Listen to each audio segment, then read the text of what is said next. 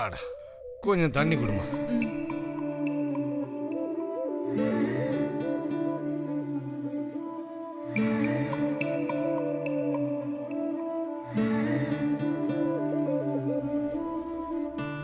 இந்தாங்கப்பா.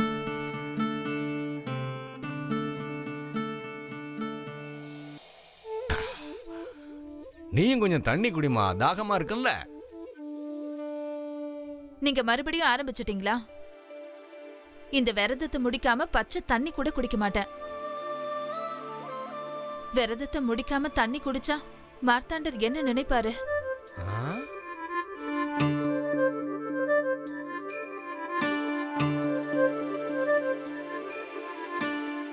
சரி, நான் என் வேலையை தொடங்குறேன்.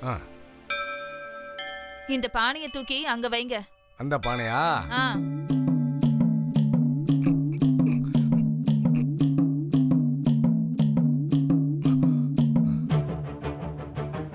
இந்த சைத்திர சுத்த பூர்ணிமா என்று ஆரம்பித்து பங்குனி மாதம் கடைசியில் முடிக்க வேண்டும்.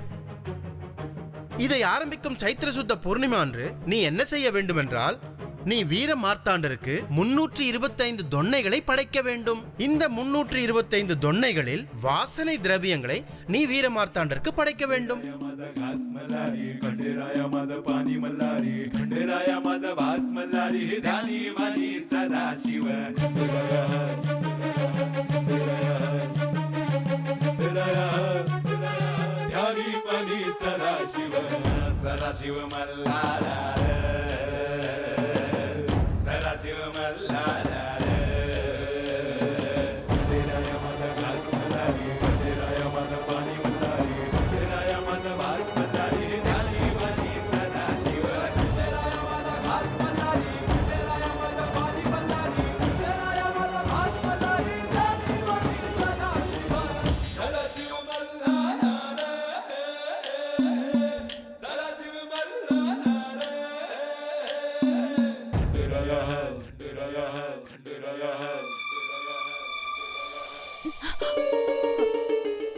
அப்பா, நீங்க இங்க என்ன செய்றீங்க?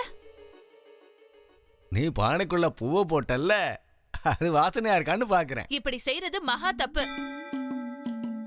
இது கடவுளுக்கு படைக்கணும். படைக்கிறதுக்கு முன்னாடி இப்படி செய்யலாமா?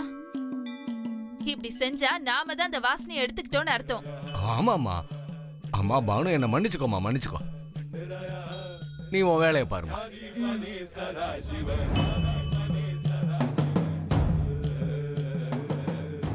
உனக்கு ஏதாவது தேவைன்னா என்ன கூப்பிடு. சரி.